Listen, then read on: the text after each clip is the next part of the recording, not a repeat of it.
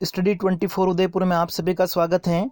आज के इस वीडियो में हम रेशनल एक्सपेक्टेशन हाइपोथेसिस जो हैं उसका तीसरा वीडियो, आज हम तीसरा पार्ट जो है उसको हम देखेंगे।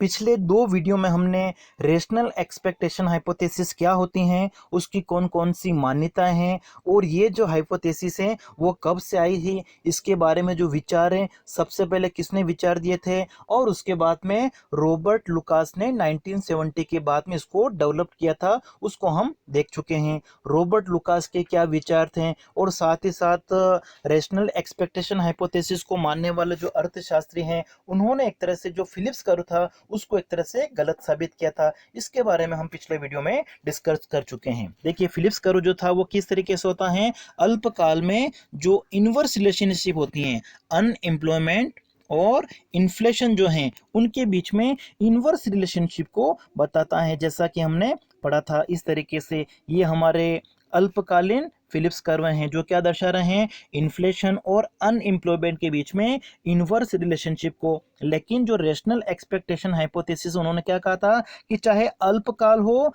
या दीर्घकाल हो, जो फिलिप्स कर्व है वो किस तरीके से होगा, वर्टिकल होगा, मतलब वाई एक्सिस के पैरेलल होगा। इसका मतलब क्या हुआ कि अनएम्प्लॉयमेंट और इन्फ्लेशन के बीच में किसी तरीके का कोई ट्रेड ऑफ विनिमय नहीं होता है, दोनों के बीच में विपरीत संबंध नहीं होता है। सरकार ने, जैसे हमने देखा था इसमें, कि सरकार क्या करती है, अनएम्प्लॉयमेंट को कम करने के लिए जब अर्थव्यवस्था में मनी की सप्लाई को बढ़ाती हैं तो मनी की सप्लाई बढ़ने से धीरे धीरे उसका जो प्रभाव है वो क्या होता है, इन्फ्लेशन बढ़ जाता है। और इन्फ्लेशन बढ़ने से ए बिंदु से जो अर्थव्यवस्था है वो बी बिंदु पर आ जाती है। लेकिन ये प्रभाव क्या होता है, अल्पकालीन होता है। जब लोगों को सरकार की नीतियों के बारे में जानकारी हो जाती है तो पुनः जो ये स्थिति वो कहाँ पे आ जाती है, सी बिंदु पर आ जाती हैं। तो मनी सप्लाई को बढ़ाने से बेरोजगारी जो है वो कुछ समय के लिए कम हो गई है। शुरू शुरू में जब लोगों को इसके बारे में जानकारी नहीं होती है तो कुछ समय के लिए बेरोजगारी कम हो जाती है, लेकिन अर्थव्यवस्था जो है पुनः कहाँ पे आ जाती है, इस सी बिंदु पर आ जाती हैं। तो ए बिंदु से बी बिंदु पर अल्पकालीन प्रभाव हो सकता है लेकिन पुनः सी बिंदु पर आ जाती हैं। अब सरकार जो है वो बेरोजगारी को कम करने के लिए लोगों को ज़्यादा मूर्ख नहीं बना सकती हैं। मतलब अल्पकालीन समय में जो पहले बेरोजगारी में सरकार ने कमी कर दी थी मुद्रा की पूर्ति को बढ़ा के, अब सरकार लंबे समय तक लोगों को ऐसा मूर्ख नहीं बना सकते हैं कि लोगों को इसके बारे में एक तरह से जानकारी हो जाती है। और इसी कारण से अनएम्प्लॉयमेंट और इन्फ्लेशन के बीच में, चाहे हम शॉर्ट रन की बात कर रहे हैं या लॉन्ग रन की बात करें, इनमें किसी तरीके से कोई ट्रेड ऑफ नहीं होता है, विनिमय नहीं होता है। और इसका जो आकार है वो कैसा होता है, लंबवत होता है, वर्टिकल होता है। अब देखिए, सरकार की जो नीतियां हैं, चाहे वो फिस्कल पॉलिसी हैं या मॉनेटरी पॉलिसी हैं, इनका सरकार एक तरह से क्या करती हैं, यूज करती हैं अर्थव्यवस्था में स्थिरता लाने के लिए। तो जो रेशनल एक्सपेक्टेशन हाइपोथेसिस है वो एक तरह से क्या मानती हैं कि जो सरकार की मॉनेटरी और फिस्कल पॉलिसी हैं, सरकार की मौद्रिक और राजकोषीय नीतियां हैं, वो एक तरह से अल्पकाल में क्या होती हैं, इनइफेक्टिव होती हैं, अप्रभावी होती हैं। अब अप्रभावी क्यों होती हैं, क्योंकि लोग क्या करते हैं, इनके बारे में, सरकार की जो नीतियां हैं उसके बारे में फोरकास्टिंग, पूर्वानुमान लगा लेते हैं। और जब सरकार की नीतियों का लोगों के द्वारा पूर्वानुमान लगा लिया जाता है तो लोग अब अपनी जो योजनाएं हैं उनका एक तरह से एडजस्टमेंट कर लेते हैं। इसी के अनुसार उनको पता है कि सरकार क्या करेगी। सरकार की नीतियों के बारे में लोग पहले से अनुमान लगा लेते हैं कि अर्थव्यवस्था में मंदी है तो मंदी की स्थिति को दूर करने के लिए सरकार क्या करेगी। अगर अर्थव्यवस्था में इन्फ्लेशन है तो इन्फ्लेशन को दूर करने के लिए सरकार कौन सी मॉनेटरी और फिस्कल पॉलिसी का यूज करेगी।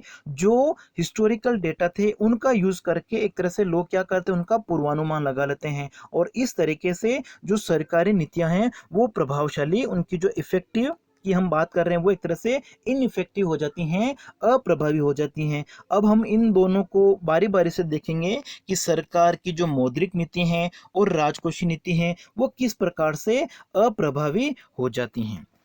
देखिए, हमने जैसे रेटेक्स परिकल्पना जो हमारी वो एक तरह से क्या बताती हैं, इसकी ये जो एजम्पशंस हैं वो क्या मान्यताएं हैं कि लोग एक तरह से क्या होते हैं, विवेकशील होते हैं और वो कोई भी आर्थिक निर्णय लेते हैं, उस आर्थिक निर्णय को लेने में अपने पास में जो भी सूचनाएं उपलब्ध हैं उन सारी सूचनाओं का वो प्रयोग करते हैं, अपनी बुद्धि का प्रयोग करते हैं और पुराने जो आंकड़े हैं, पिछले जो आंकड़े हैं, उन सभी आंकड़ों का प्रयोग करके ही वो इकोनॉमिक डिसीजन लेंगे। और सरकारी नीतियों के बारे में वो इन सभी सूचनाओं का प्रयोग करके वो पूर्वानुमान लगा लेते हैं। अब देखिए साथ ही साथ इसमें एक और चीज़ है कि इसमें क्या माना गया है कि जो सभी बाजार हैं, चाहे वो वस्तु बाजार हैं, चाहे वो साधन बाजार है, वो एक तरह से क्या होते हैं, प्रतियोगी होते हैं, कम्पिटिटिव होते हैं। और वहाँ पर जो प्राइस हैं और जो वेजेज हैं वो एक तरह से क्या होती हैं, लोचशील होती हैं, इनमें फ्लेक्सिबिलिटी होती है, इनमें परिवर्तन हो जाता है। ठीक है, प्राइस लेवल और वेज रेट इनमें एक तरह से आसानी से परिवर्तन हो सकता है। ये एक तरह से इनकी मान्यताएं थी। अब देखिए सरकार की जो राजकोषीय नीति है, फिस्कल पॉलिसी और मॉनेटरी पॉलिसी, इन दोनों को हम लेते हैं।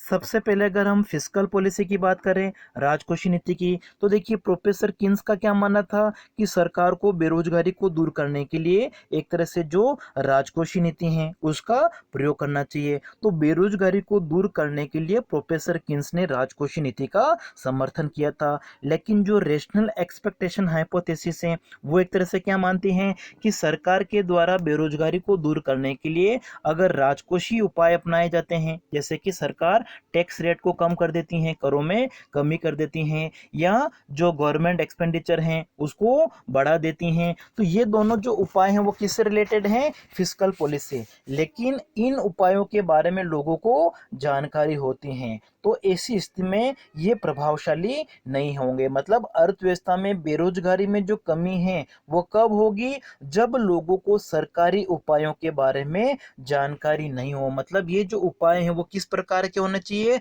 अप्रत्याशित होने चाहिए, अनएक्सपेक्टेड होने चाहिए, जिसके बारे में लोग पहले से पूर्वानुमान नहीं लगा सकें। क्योंकि देखिए राजकोषीय उपाय में सरकार बेरोजगारी को दूर करने के लिए अगर टैक्स रेट को अगर कम करती हैं या गवर्नमेंट एक्सपेंडिचर को बढ़ाती हैं, तो बेरोजगारी में जो कमी है वो कुछ समय के लिए हो सकती है, उसका जो अल्पकालीन प्रभाव है वो हो सकता है। लेकिन यदि लोगों को इसके बारे में पूर्वानुमान नहीं हो कि भविष्य में कीमतें बढ़ेगी, तभी वो ऐसा हो सकता है। लेकिन जब कभी सरकार क्या करती हैं, इसी प्रकार की नीति के ऊपर डटी रहती हैं कि बेरोजगारी आएगी तो उसको क्या करना है, करों में कमी करनी है, और जो सार्वजनिक इस पे खर्चा है उसको एक तरह से बढ़ाना है। सरकार के द्वारा इसी प्रकार की अगर नीतियां अपनाई जाती हैं तो अब लोगों को पूर्वानुमान रहेगा कि सरकार अपना खर्चा बढ़ा रही है, टैक्स रेट कम कर रही है, तो इससे भविष्य में क्या होगा, जो इन्फ्लेशन है, स्फीति है, वो एक तरह से आ जाएगी। और स्फीति को देखते हुए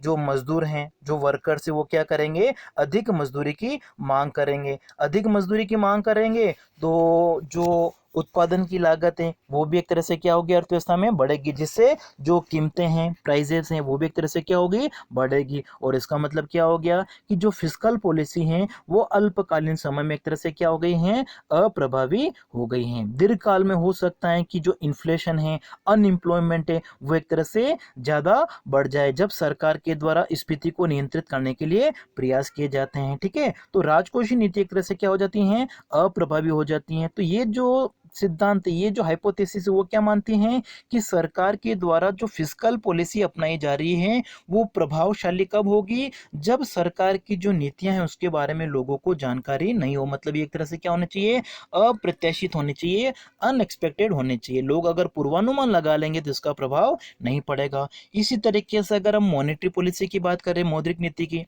जिससे सरकार बेरोजगारी को दूर करने के लिए क्या करती हैं, विस्तारक मौद्रिक नीति अपनाती हैं, एक्सपांशन मॉनेटरी पॉलिसी। मतलब सरकार क्या करती हैं, बेरोजगारी को दूर करने के लिए अर्थव्यवस्था में मुद्रा की जो पूर्ति है, सप्लाई ऑफ मनी है, उसको बढ़ाती हैं, मुद्रा की पूर्ति को बढ़ाती हैं। तो ये भी प्रभावी नहीं होगी। प्रभावी कब नहीं होगी, जब लोग इसका पूर्वानुमान लगा लेंगे। मतलब जब लोग इसका पूर्वानुमान नहीं लगा सके, मतलब अनएक्सपेक्टेड होने चाहिए कहने का मतलब। ठीक है, यह नीति प्रभावी कब होगी, जब इसके बारे में लोग पूर्वानुमान नहीं लगा सके, अप्रत्याशित होने चाहिए। जैसा कि हमने फिलिप्स कर्व में पढ़ा था कि सरकार क्या करती हैं, बेरोजगारी को दूर करने के लिए मुद्रा की जो पूर्ति है उसको बढ़ाती हैं। तो तो मुद्रा की पूर्ति को बढ़ाने से अल्पकालीन समय में तो क्या हो जाता है, बेरोजगारी दूर हो जाती है, जब लोगों को उसके प्रभाव के बारे में जानकारी नहीं होती है। लेकिन जब लोगों को इसके बारे में जानकारी हो जाती है तो वापस क्या होता है, बेरोजगारी की वही दर आ जाती है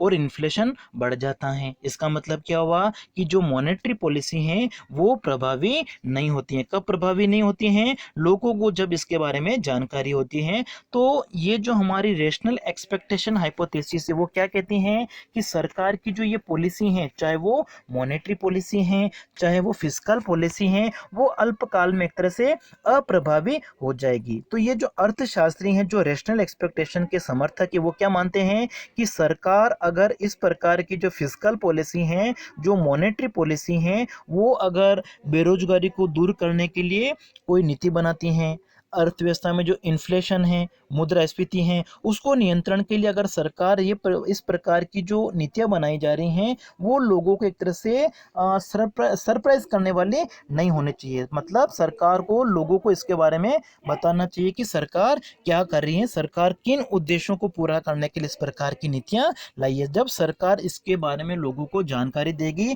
तो ये जो नीतियां हैं वो ज़्यादा प्रभावशाली हो जाएगी। अब देखिए इसकी इम्प्लीकेशन की अगर हम बात करें तो ये जो रेशनल एक्सपेक्टेशन हाइपोथेसिस है इसकी कौन कौन सी इम्प्लीकेशन है, इसमें कौन कौन से निहितार्थ हैं। अगर हम देखें कि जो ये थ्योरी है वो एक तरह से स्ट्रॉन्ग वर्जन के ऊपर डिपेंड है। ठीक है, हमारी जो रेशनल एक्सपेक्टेशन हाइपोथेसिस है वो एक तरह से क्या है, जो स्ट्रॉन्ग वर्जन होता है उसके ऊपर डिपेंड है। मतलब जो व्यक्ति है वो जो डिसीजन लेता है उसके लिए वो क्या करता है, अपने पास में उपलब्ध सारी सूचनाओं का प्रयोग करता है, अपनी जो बुद्धि है, अपना जो विवेक है उसका प्रयोग करता है और पुराने डेटा जो है उनका भी वो प्रयोग करता है। इसलिए जो ये रेटेक्स हाइपोथेसिस है, रेशनल एक्सपेक्टेशन हाइपोथेसिस है, वो एक तरह से स्ट्रॉन्ग वर्जन के ऊपर डिपेंड है, जिसके आधार पर हम क्या कर सकते हैं, भविष्य के बारे में अनुमान लगा सकते हैं, फोरकास्टिंग कर सकते हैं। और साथ ही साथ इसमें हमने पढ़ा था कि लोगों के द्वारा जो एक्सपेक्टेशंस होती हैं, जो पूर्वानुमान लगाया जाता है वो एक तरह से औसत रूप से सही होते हैं। मतलब कुछ लोगों के अनुमान नहीं देखते, हम क्या देखते हैं, कलेक्टिव, मतलब सभी लोगों का मिला के सामूहिक जो प्रभाव होता है वो औसत रूप से उनके जो पूर्वानुमान है, जो वो फोरकास्टिंग करते हैं, वो एवरेज अगर देखा जाए तो वो एक तरह से क्या होती हैं, सही होगी। और सरकार के द्वारा जो आर्थिक नीतियां बनाई जाती हैं, जैसा कि अभी हमने पढ़ा था, फिस्कल पॉलिसी हैं, मॉनेटरी पॉलिसी हैं, उन पॉलिसी को बनाने के लिए भी जो रेशनल एक्सपेक्टेशन हाइपोथेसिस उसका प्रयोग किया जाता है। अब देखिए इसके यूजेस की अगर हम बात करें या इसकी इंपॉर्टेंस की अगर हम बात करें कि जो रेशनल एक्सपेक्टेशन हाइपोथेसिस उसका क्या इंपॉर्टेंस है, तो सबसे पहला है सरकारी नीतियों का विश्लेषण। ठीक है, यहाँ पे थोड़ा चेंज कर लेना आप, विश्लेषण। टू एनालाइज गवर्नमेंट पॉलिसी, सरकार के द्वारा जो आर्थिक नीतियां बनाई जाती हैं वो सही है या नहीं है, उसके लिए हम क्या कर सकते हैं, जो रेशनल एक्सपेक्टेशन हाइपोथेसिस है उसका प्रयोग कर सकते हैं। रेशनल एक्सपेक्टेशन हाइपोथेसिस का प्रयोग करके हम सरकार के द्वारा जो मॉनेटरी पॉलिसी है, मौद्रिक नीति या जो फिस्कल पॉलिसी है, राजकोषीय नीति है, वो प्रभावी है या नहीं है, उसका हम विश्लेषण कर सकते हैं, जैसा कि हमने पूरे वीडियो में हमने पढ़ा था। उसके बाद में मुद्रास्फीति के पूर्वानुमानों की सत्यता की जांच, accuracy test of inflation forecasting. इस नीति का, इस सिद्धांत या ये जो परिकल्पना है इसका प्रयोग करके हम भविष्य के बारे में हम स्फीति का अनुमान लगा सकते हैं कि पिछले 5 वर्षों में इन्फ्लेशन की रेट क्या थी, और उन सारी इंफॉर्मेशन का प्रयोग करके, अपनी बुद्धि का प्रयोग करके आने वाले समय में इन्फ्लेशन की रेट क्या होगी उसका पूर्वानुमान, उसका जो फोरकास्टिंग है वो भी हम कर सकते हैं इस परिकल्पना के आधार पर।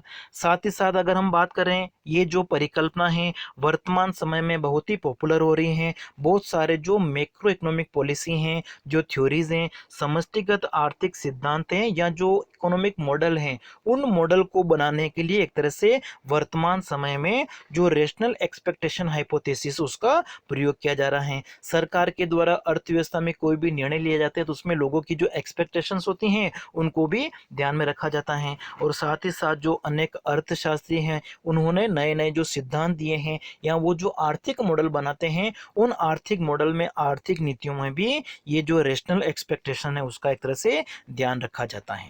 लेकिन कुछ अर्थशास्त्री हैं वो इसकी आलोचना भी करते हैं कि जो रेशनल एक्सपेक्टेशन हाइपोथेसिस है उसमें बहुत सारी एक तरह से कमियां हैं। तो वो कौन कौन सी उसकी लिमिटेशन से कौन कौन सी क्रिटिसिज्म में आलोचनाएं हैं, सीमाएं हैं, उनको हम देख लेते हैं। सबसे पहले जो अर्थशास्त्री वो क्या मानते हैं कि जो इसकी मान्यताएं हैं उसकी जो अजम्पशंस है वो एक तरह से क्या है, अनरियलिस्टिक है, अवास्तविक है। जैसा कि हमने इसमें पढ़ा था कि लोग एक तरह से क्या होते हैं, विवेकपूर्ण होते हैं, लोगों को, फर्मों को सही सही एक तरह से जानकारी होती है, ठीक है। लेकिन वास्तविक जीवन में अगर हम देखें, चाहे वो बड़ी बड़ी फर्में हैं, वो हो सकता है कि जो अनुमान लगा रही वो अनुमान सही लगा लें, लेकिन जो छोटी छोटी फर्में होती हैं या एक सामान्य व्यक्ति की अगर हम बात करें तो अर्थव्यवस्था के बारे में सही सही अनुमान नहीं लगा सकता है। हमने इस थ्योरी में क्या पढ़ा था कि जो लोग हैं वो आने वाले समय के लिए जो भविष्यवाणी कर रहे हैं वो सही सही अनुमान लगा सकते हैं, लेकिन वास्तविक जीवन में अगर हम देखें, एक सामान्य व्यक्ति हैं या जो छोटी छोटी फर्में हैं वो भविष्य के बारे में सही सही अनुमान नहीं लगा सकती हैं। दूसरा है महंगी सूचनाएं।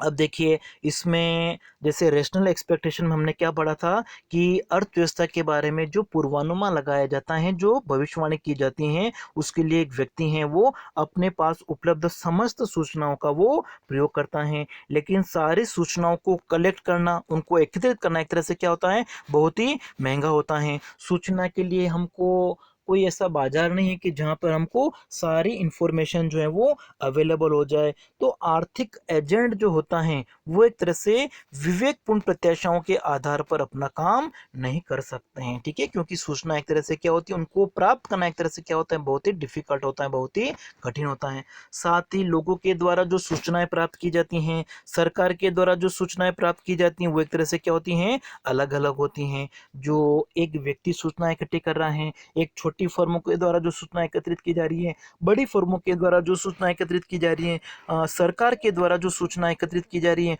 वो एक तरह से क्या होती हैं, सभी की अलग अलग होती हैं एक तरह से, ठीक है। तो उसमें एक तरह से त्रुटि की संभावना भी, रैंडम जो एरर है वो हो सकती है।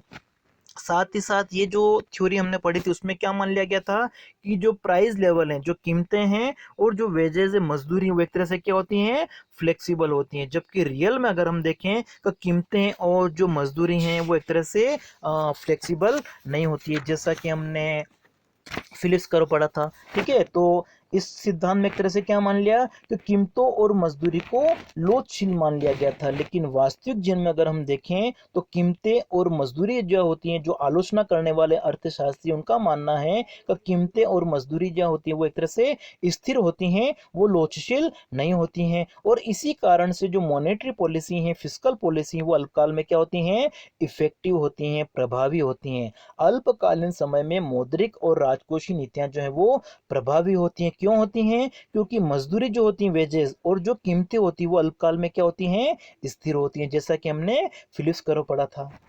फिर उसके बाद में जो आलोचना करने वाले अर्थशास्त्री वो क्या कहते हैं कि जो प्रत्याशाएं होती हैं, जो एक्सपेक्टेशंस होती हैं वो एक तरह से क्या होती हैं, अनुकूली होती हैं, एडेप्टिव होती हैं, ठीक है। एडेप्टिव का मतलब क्या हो गया कि जो सूचनाएं होती हैं वो एक तरह से, जो एक्सपेक्टेशंस होती हैं वो एक तरह से क्या होती हैं, पुराने जो आंकड़े होते, पुराने जो डेटा हैं उसके ऊपर डिपेंड होती हैं।